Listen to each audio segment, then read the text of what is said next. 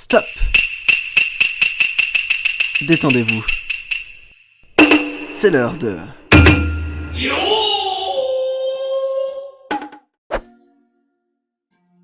Bienvenue dans la pause sumo. Tochinoshin arrive dans ce 13e jour en leader du tournoi, avec un score de 11-1. La coupe de l'empereur n'est plus très loin. Il ne faut cela dit pas enterrer Kakoryu, malgré ses 2 défaites qui le mènent en 10-2, il peut toujours remonter si Tochinoshin fait une erreur, mais il n'a plus vraiment le droit de perdre. Takayasu, en 9-3, est un peu plus à la traîne, mais il peut s'assurer un très bon résultat pour ce Basho. Et pour ce premier combat, c'est un duel de qui aura son Kachikoshi. Asanoyama contre Chiyomaru, les deux en 7-5. Le match est très bref, dès le Tachiai, Chiyomaru tire son adversaire vers le sol d'un Ikiotoshi et empoche son Kachikoshi, avec un score de 8-5. Asanoyama passant 7-6. Shohozan et Daieisho sont tous les deux vers le haut du classement avec un score de 8-4.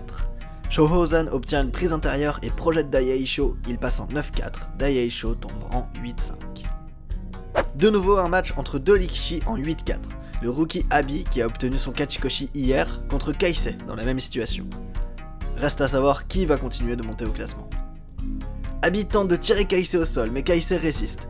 Abi change de position avec un pas sur la droite du brésilien passant ainsi derrière le géant et il pousse alors Kaisei en dehors du ring. Abi utilise de nouveau son agilité et passe en 9-4. Kaisei descend en 8-5. Chiyoshima en 6-6 contre Kagayaki qui peut obtenir son Kachikoshi en 7-5. Chiyoshima repousse Kagayaki au Tachiai mais Kagayaki tient bon, reprend l'avantage et conduit Chiyoshima hors du dohyo. Kagayaki remporte son Kachikoshi, Chiyoshima tombant 6-7 à la frontière du Makekoshi. Ryuden, en possession de son Kachikoshi depuis hier, affronte Takada Fuji qui peut justement lui aussi obtenir son Kachikoshi. C'est un match au corps à corps, Ryuden semble être en mauvaise position pendant une longue partie du combat, mais résiste et finit par reprendre l'avantage petit à petit et sort Takada Fuji du ring. Il continue de grimper en 9-5, Takada Fuji passant 7-6 et n'obtient toujours pas son Kachikoshi. Pour son 400e match de carrière, Endo affronte Koto Shogiku. Il va ravir les foules d'une belle victoire et d'un Kachikoshi. En effet, Koto Shogiku prend l'avantage au début et fait presque basculer Endo à 2 reprises, mais ce dernier tient bon et pousse Koto Shogiku au-delà des Tawara. Très beau rétablissement d'Endo qui frôle la défaite mais qui repart finalement de ce match en 8-5 avec un Kachikoshi. Koto Shogiku lui passe en 6-7. Le match suivant est un match entre 2 géants, Tochinoshin et Ichinojo mesurant tous deux 1m92. Ichinojo pèse cela dit 38 kg de plus que le géorgien avec ses 215 kg. Le Tachiai est très égal et les deux obtiennent chacun une prise intérieure et extérieure sur le Mawashi de leur adversaire. Tochinoshin obtient cela dit sa prise favorite, main gauche extérieure, main droite à l'intérieur. Il utilise ensuite toute sa force pour soulever le Likishi le plus lourd du Basho et le sortir du ring. Il passe en 12-1, Ichinojo tombant 8-5. Takakeisho est déjà Makekoshi avec 4-8 et il rencontre Chiyota Ryu qui doit défendre sa position en 5-7 pour éviter de repartir lui aussi Makekoshi. C'est sûrement avec cette idée en tête qu'il entame le combat car il prend l'avantage au Tachiai et effectue quelques poussées qui seront suffisantes pour envoyer Takakeisho sans défense en dehors du dohyo. Chiyota Ryu passe en 6-7, Takakeisho tombe en 4-9. Shodai est en 7-5, proche du Kachikoshi, et il affronte Tamawashi qui est déjà Makekoshi avec un score de 4-8. Et malheureusement pour Shodai, Tamawashi résiste à sa première offensive et contre-attaque, menant Shodai à la défaite. Il passe alors en 7-6, Tamawashi montant 5-8.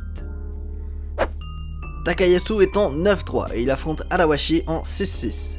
Takayasu remporte largement le Tachiai avec une puissante charge qui propulse Arawashi en arrière. Le Ozeki se jette en avant pour finir son adversaire. Takayasu passe en 10-3, Arawashi tombe en 7-6 et ne peut plus se permettre de perdre s'il veut ne pas être Makekoshi. L'autre Ozeki Goeido en 6-6 affronte Okinomi Makekoshi avec un score de 4-8. Goeido prend l'avantage au Tachiai, Okinomi résiste tant bien que mal, mais le Ozeki continue d'avancer pour finalement gagner par Yorikiri. Goeido monte en 7-6, Okinomi quant à lui passe en 4-9. Mitakeumi est à la poursuite de son Kachikoshi depuis plusieurs jours d'affilée et il affronte le Yokozuna Kakoryu qui est dans une série de défaites depuis 2 jours. Mitakeumi prend l'avantage au Tachiai et obtient une prise à la gorge sur le Yokozuna qui est conduit par le Sekiwake en dehors du dohyo. Kakoryu continue sa série de défaites, il passe en 10-3. Mitakeumi obtient enfin son Kachikoshi et passe en 8-5. Ce jour 13 a été décisif pour Tochinoshin. Il continue de gagner alors que Kakoryu, qui jusque-là le talonnait, continue de perdre. L'écart se creuse à seulement 2 jours de la fin du tournoi. Tochinoshin n'a besoin que d'une victoire pour remporter à coup sûr la coupe de l'empereur. Kakoryu, qui avait commencé magistralement le Basho, semble fatigué et il semblerait que son absence au précédent Basho ait impacté sur son endurance. Au classement, Tochinoshin mène en 12-1, Kakoryu stagne à 10 victoires et affiche un score de 10-3, à égalité avec Takayasu qui continue son chemin en se hissant petit à petit en haut du classement. Plus que 2 jours avant la fin du Hatsubasho, la victoire est très proche pour Tochinoshin qui, cela dit, doit encore remporter un combat.